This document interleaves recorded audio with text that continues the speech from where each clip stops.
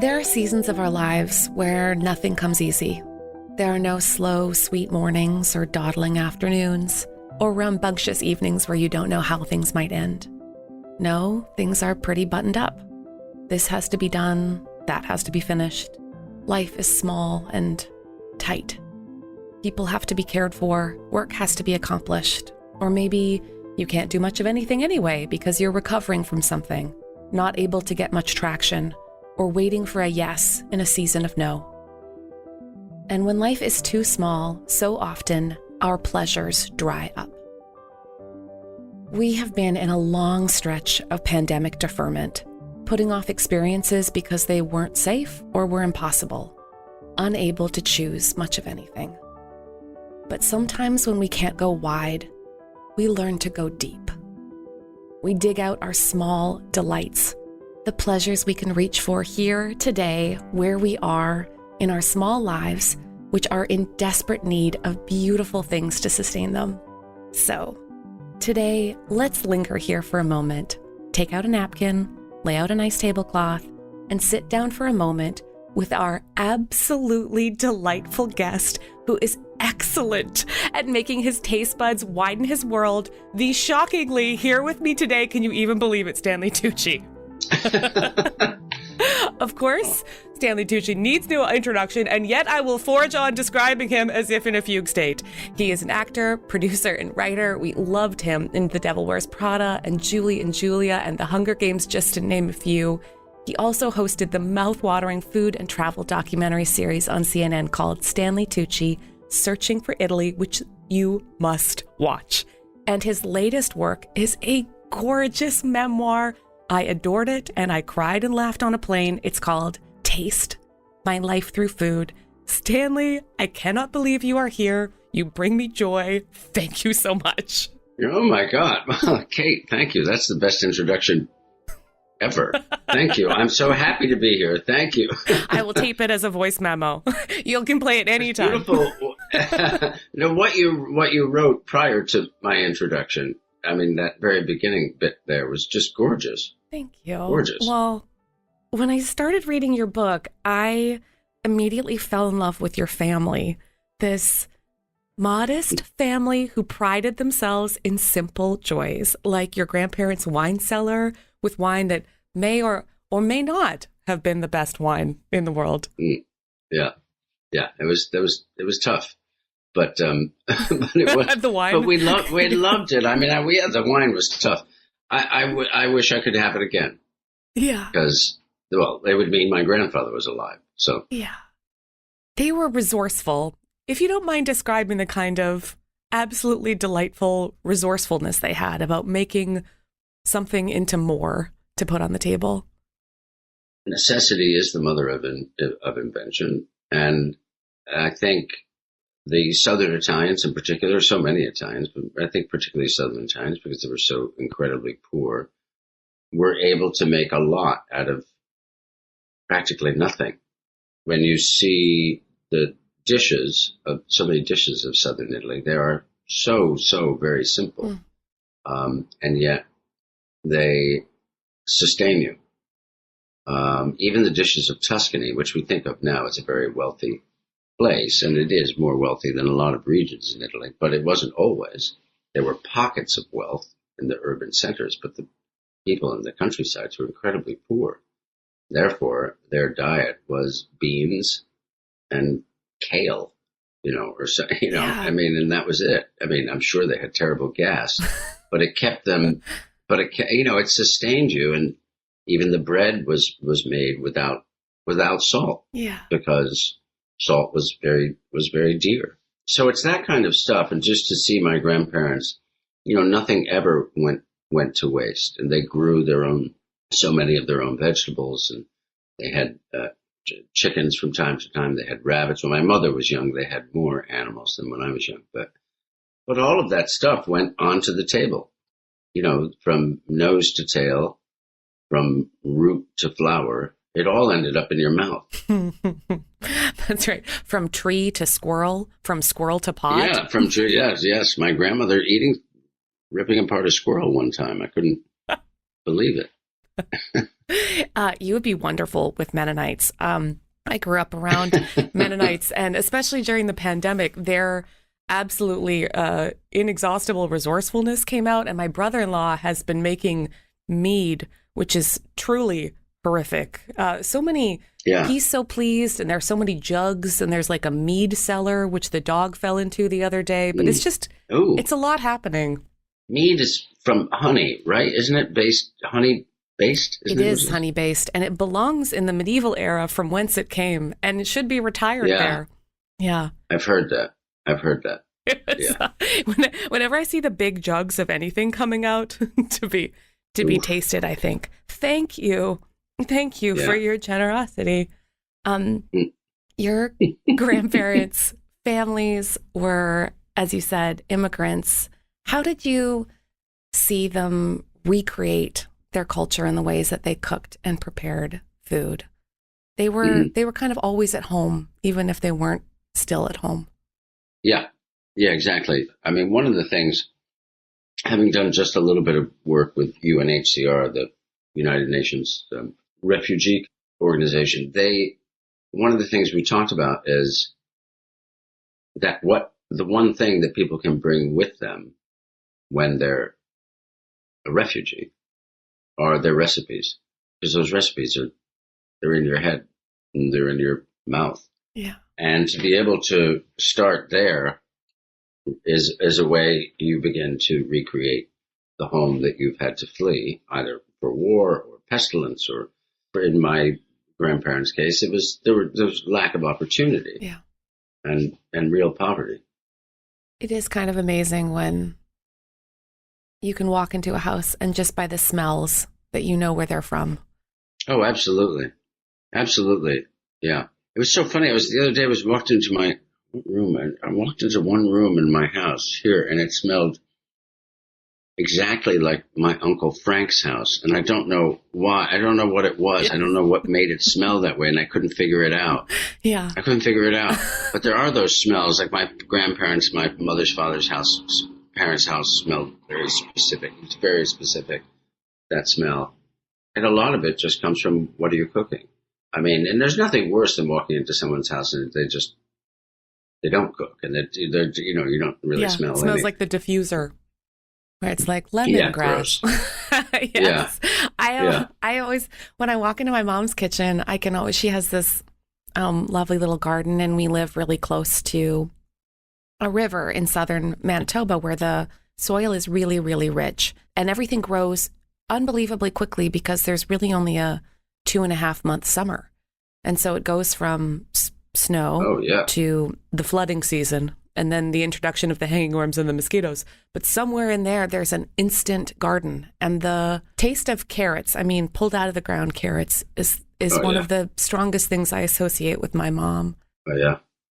I remember having carrots right out of the garden.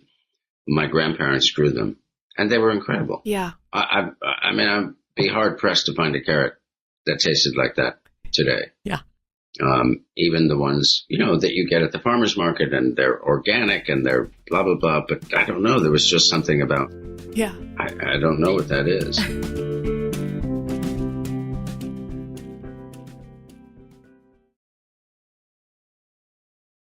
I guess one of my favorite things about being from somewhere, and I associate Manitoba with these really fast-growing summer gardens and lots of winter food,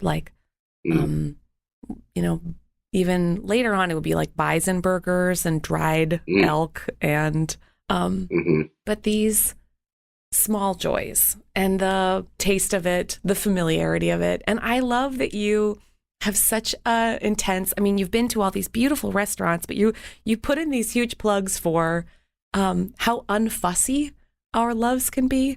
I did really enjoy that doubling down on learning to be unfussy came to you at quite a cost when you were with, you tried to order something unbelievably maybe too French with Meryl Streep that turned out to be more French than you intended. Oof, that was tough. And andouillette, is that what it is? Andouillette. So Andriette, now Meryl and I, we went to the Deauville Film Festival, which is like a great festival. And there's great food around there, and it's just fantastic. So then we were heading to Paris to do a press junket in Paris for Julie and Julia. And it was the first, like, sort of real press junket and stuff I'd done since my wife had passed away. But I was so happy I was with Meryl, and I felt, comfortable with her, and it was great. So we go to this place. One of the drivers says, we go to Normandy, right? We go to the beaches of Normandy. We get a tour. The guy completely ignores me and everybody else. He just wants to tell Meryl everything. But it was still very exciting. So then we're going to stop for lunch before we get to Paris, because it's like 2.5 hour drive, whatever it is. Yeah. So he says, we'll stop at this little place, a beautiful little place, very unpretentious, sat outside. And we ordered the andouillette because we thought we liked andouille sausages. So we thought, oh, andouillette, like small. So it's a small andouille sausage. And, oh, yeah, let's get those. So we get it, and they bring it. And I don't know what I can say on your podcast, but I'll say it, and you can cut it out. You can say all the things. But they brought a thing that looked like a horse cock and put it on our plate. Brought it to you on a plate, and you're like, and we both looked at it. Meryl's brother was there too, and we looked at it and was like, that's interesting. It's not what I expected. And then we took a bite and almost projectile vomited because I give the Wikipedia definition in the book of andouillette, which yes. Do you have it? I do. Read it, because it's better if that is the only way to say it. Andouillette is a coarse-grained sausage made of pork and occasionally veal, chitterlings, bracket, intestine, close bracket, pepper, wine, onions, and seasoning. Tripe, which is the stomach lining of a cow, is sometimes an ingredient in the filler of an andouillette, but it is not the casing or the key to its manufacture. True andouillette will be an oblong tube. It will be made with the small intestine. If it is a plump sausage, generally about 25 millimeters in diameter, but often it is much larger, possibly 7 to 10 centimeters in diameter, and stronger in scent when the colon is used. True andouillette is rarely seen outside France and has a strong, distinctive odor related to its intestinal origins and components. Components is such a horrible word for food. Yeah, components. So, although sometimes repellent to the uninitiated, this aspect of andouillette is prized by its devotees. And yet it was not treasured, apparently, in the way it was meant to be intended. Oh my God, it was so horrible. And they're just, I don't even know if they're like cooked I don't get it. It's so, because sausage is like one of the greatest things in the world, but not that. And I remembered hearing about it. Once I ate it, then I remembered, it was like, oh yeah, I saw a show on this one. So I saw, but I didn't get it. Oh, it's a nightmare. We did laugh. I think it is. I mean, one of the greatest parts about experiencing food is either you are in a torrid love affair with it. You are going to run away together. Like when you describe cheese, like for example, you have this quote that you're like, you're talking about cheese, just cheese living its life by itself on a plate. Its soft and gentle creaminess, when melted, just wraps itself around off to take a cold shower. I love the pornographic attention to the love of food, because you decide to either really love it or really hate it or really have a lot of opinions about when you can eat bread. Oh, absolutely. You may not eat bread with your pasta. So when you're eating a bowl of pasta, if you eat bread with it, that's just heresy. Yeah. It's just, don't do that. But when you finish the bowl of pasta, You take a piece of bread and you use it as a scarpetto, which means a little shoe. Yeah. And with that little shoe, you pick up the rest of the sauce, and that's fine. And that's fine. Otherwise, no. Yes, otherwise, No. otherwise, No. You are dead to me. Whatever we have is lost. Yeah. Even if I didn't know you. Yeah. Yes. You have to feel yourself at this moment being cut off from the universe. If you were to transgress some of the laws, there's a lot of rules that you give. I don't often read a list of ingredients that includes the term fuck ton of butter, but I did laugh very hard on an airplane and feel as a pretty deeply spiritual person that I was not allowed to share that. But I think it's so choosy in such a fun way because it's all these things are available to us to be picky about if it brings us joy. Yeah, there's nothing wrong with being picky. It doesn't mean you're snobby. It just means that you respect quality. To me, a snob is someone who just go, I only eat at Michelin-starred restaurants. And you're like, what does that mean? Yeah.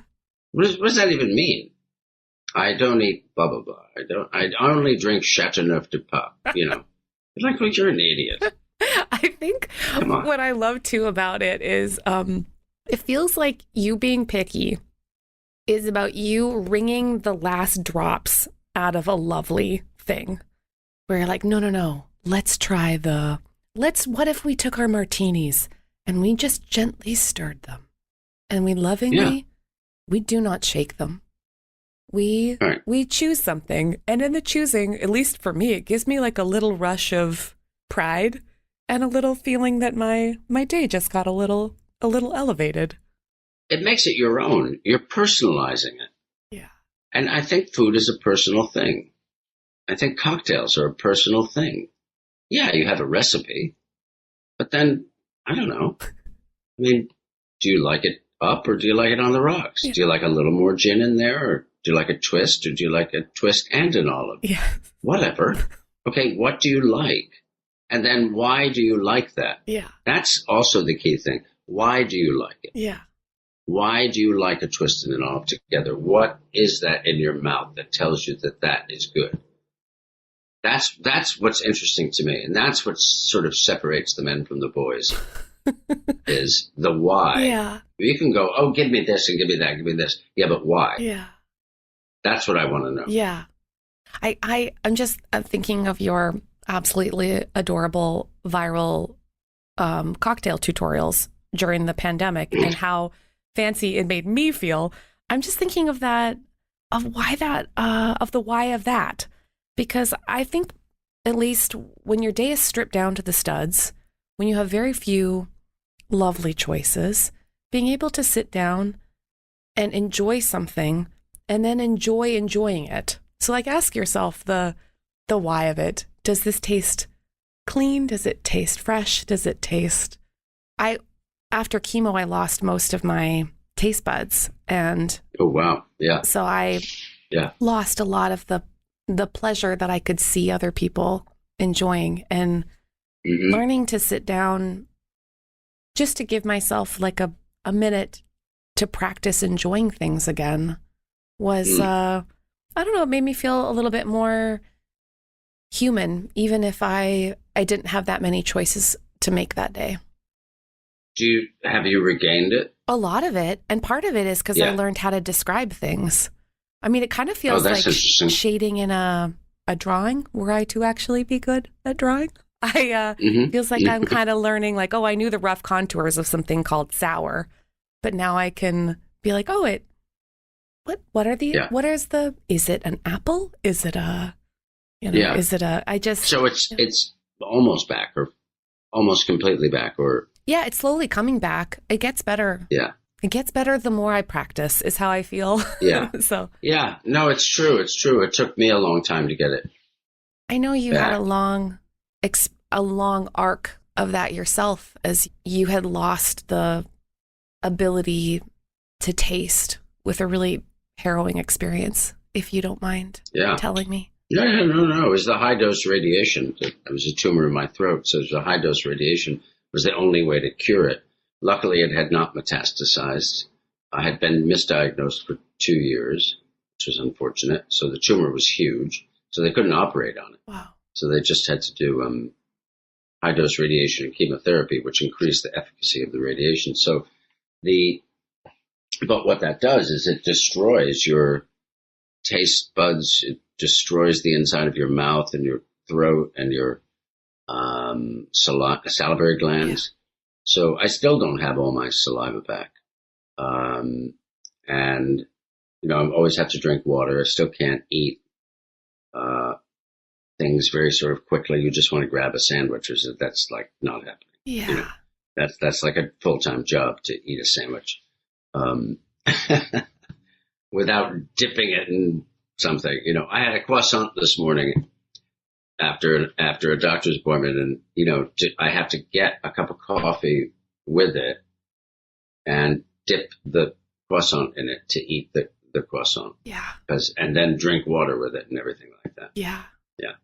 But it's okay because, listen, compared to the way I was 3 years ago after treatment, it's fine. And I can smell everything and taste everything again. And the taste is the most important thing for me. It's not so much being able to finish the thing I'm eating, as long as I can taste it. Yeah, yeah. We have a lot of people here in this community for whom food stops being a pleasure and starts being an obstacle because of surgeries, because of illnesses of various kinds, or sometimes just because they're in a caregiving position and they're kind of worn out doing the feeding and the caring for somebody else. You say, I wondered if there was a grief associated with when you were first diagnosed, that all of a sudden, like the joy of food was just gone.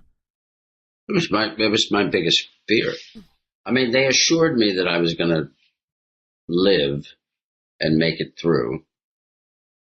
They couldn't really assure me that I was going to taste again, or that I'd be able to eat properly again. They did their best, but they were like, look, most likely you're going to be fine. Most likely isn't always the greatest way to start a sentence. So that was hard. It was really scary, and I was depressed, and I was nervous. I was also, of course, nervous, and I still am about, this feeling, how long will it come back? Yeah. Is it, all that stuff. And it's all exacerbated and heightened by the fact that my first wife died of cancer. Yeah. So watching her, traveling around the world with her, trying to find the cure, whether it was standard of care or alternative, was a real education for us both, but ultimately, in her case, futile. So that's scary. I didn't want my kids to lose both parents, and I wanted to get to know my younger kids. So it was all scary. Still scary. And yes, so grief, you're grieving for what you might lose, and you're grieving still for the person you lost. Sounds like that was a long stretch, like a probably seemed endless season of practicing hopefulness around her cancer, and then looking for treatment, and then the not knowing is kind of a different path than the one where there's just kind of a fixed diagnosis. They're not, of course, better or worse, but it's just, I always found that kind of prolonged uncertainty makes hope a really beautiful and painful thing all the time. It does, but I found it just so frustrating, angry. Yeah. Still angry about it. I can't always let it go. Kate's struggle and her death, and also, what happened to me. I'm like pissed off about it. Yeah. I am. I'll always be. And That's probably not the greatest place to be in the world, but it's always going to be there. Yeah, there are certain aspects of it that you let go of and you say, it's okay. I'm here. I'm alive. And she was a wonderful person. And, she had such a great impact on people. But I mean, on the other hand, you're like, well, how come she's not here? How come that guy's still alive? Yeah. You know what I mean? Oh, yeah. Oh, I know exactly. Yes, that guy. Yeah. Yes, I totally agree. A couple names immediately come to mind. It's a terrible thing to say. How come that guy's still alive? He's horrible. Yes. That's a horrible person. Why did she die? Yes. Why did that guy get sick? Yes. How come he's awful? Yes. Why doesn't he get cancer? It's so terrible. It's a terrible thing to say, but you cannot, and no one can deny that they don't think it. I could not agree. No, Stanley, as a very spiritual person, I can't relate to those. I cannot relate to those dark sentiments. I've never pointed at people. I've never pointed at someone in New York City and a stranger and yelled, "You'll be fine," when I was feeling indignant. I guess that's what I love about it sounds like you push out into anger. I kind of collapse inward into sadness and shame, which is another great choice if you're interested in just a variety of responses.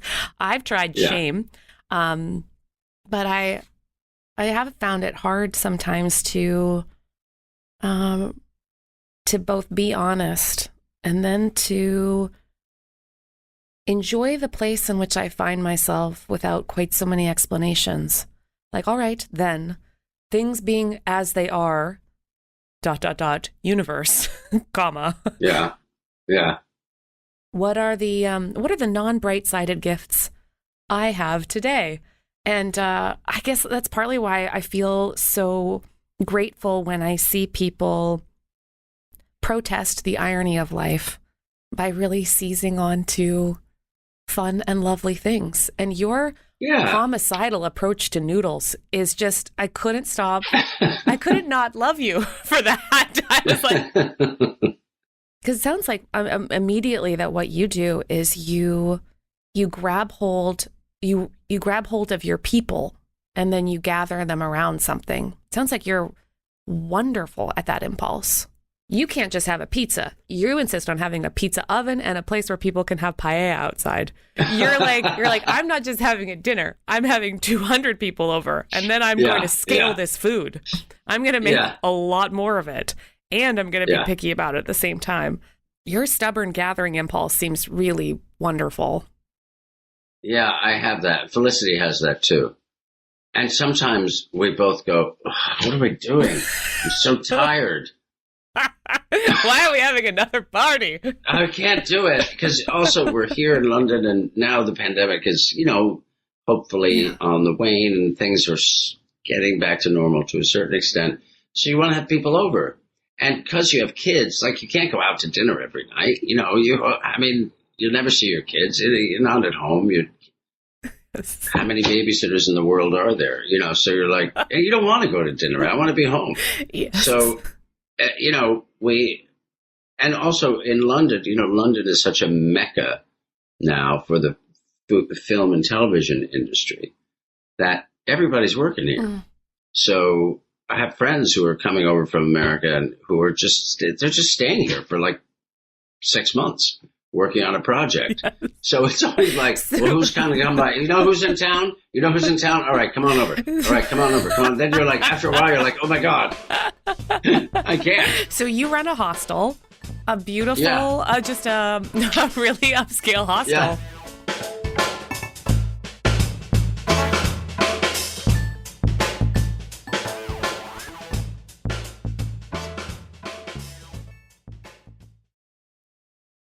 You seem to experience love and food and the moment very intensely. And so many of your stories are stories about being in love with people and appreciating them and just kind of wrapping it up in a big, long, lingering meal.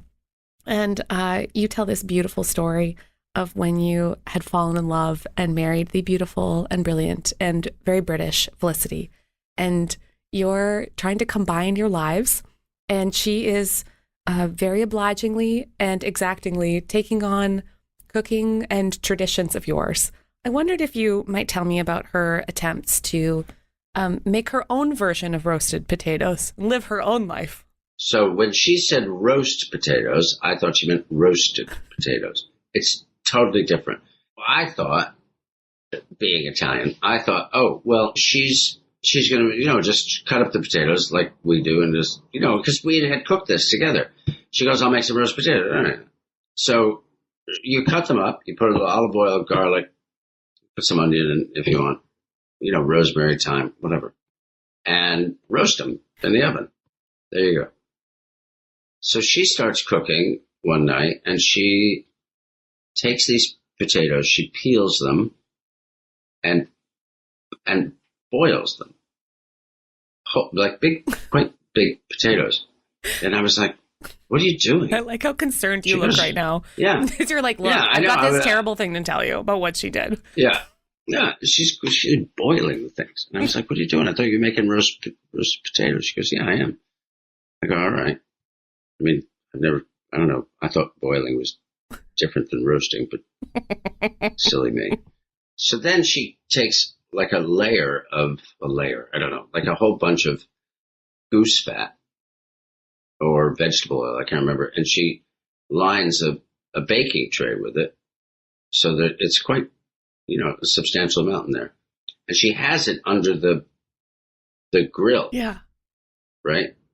So then she takes out the potatoes, she drains them, she puts them back into the pot, and she shakes the pot with the top on so they fluff up. They get like a sort of a cragginess on the outside of them, but it's fluffy, right? And then she takes those potatoes and places them into the boiling oil, smoking hot oil, smoking hot, so that the kitchen's filled with smoke. She does that and then puts them back under in the oven. Yeah. And the place is filled with smoke. We're panicked. We think, I go, "What are you doing?" She goes, "I'm making roast potatoes." That's the way we make them. And then they come out and they are the most incredible thing in the world because the outside is all crispy, crunchy. Yeah. And the inside, so the outside's like a French fry. Yeah. And the inside is like a mashed potato. That does sound. And that's a classic English dish that you serve with a Sunday roast. Nice. Amazing. This beautiful thing you said. If you don't mind me saying you, but in a less resonant voice, you said, "Food at once grounded me and took me to other places. It comforted me and challenged me. It was part of the fabric that made up my creative self and my domestic self. It allowed me to express my love for the people I love and make connections with new people I might come to love." When I see you, I see a man deeply in love with the world and with its deliciousness. And I am so grateful that you shared that with me today. Thank you so much for doing this. Oh, well, Kate, it's been my pleasure. I can't thank you enough for all the nice things you said and for giving me the time to talk.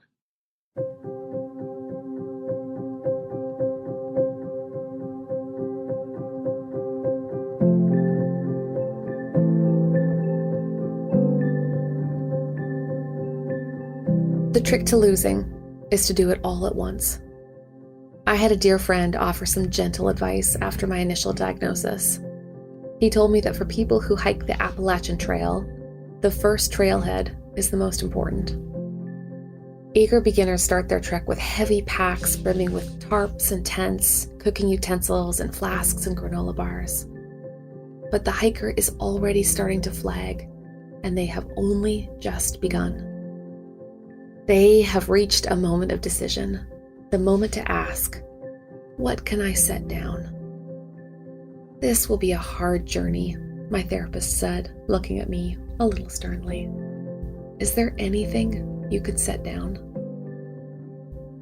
Setting down, as it turns out, is difficult. That is, until, of course, I had to rebuild, take things on again, pick things back up. This conversation with Stanley Tucci reminded me that it is okay to delight in life again, to be picky and have favorite flavors, to want dinner made and consumed in the correct order.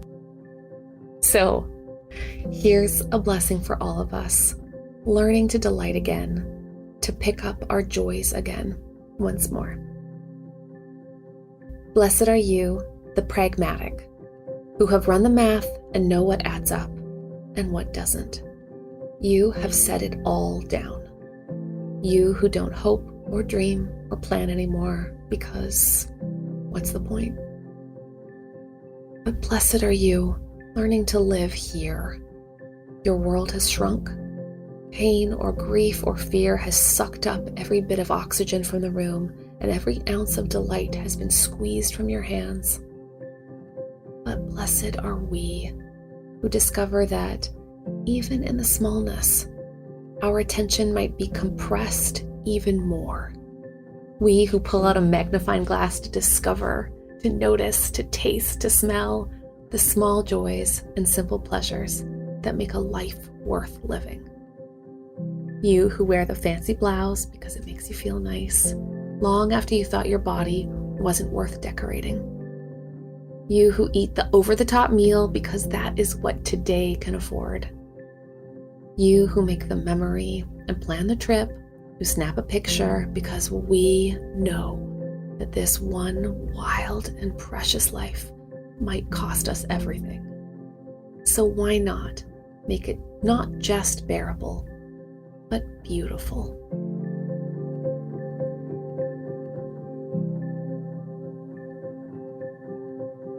Our work on the Everything Happens podcast and with the Everything Happens initiative is made possible because of our partners and generous donors: Lilly Endowment, the Duke Endowment, Duke Divinity School, and Faith in Leadership, an online learning resource. And a huge thank you to my team, who makes this work not only possible, but fun. Jessica Ritchie, Harriet Putman, Keith Weston, Gwen Hagenbotham, Katie Mangum, AJ Walton, Catherine Smith, Mary Jo Clancy, JJ Dickinson, and Jeb and Sammy. And if you'd like to be a human with me, come find me online at Kate C. Bowler. I also have a weekly email that might be the right dose of love and courage you need. Sign up at katebowler.com/newsletter. This is Everything Happens with me, Kate Bowler.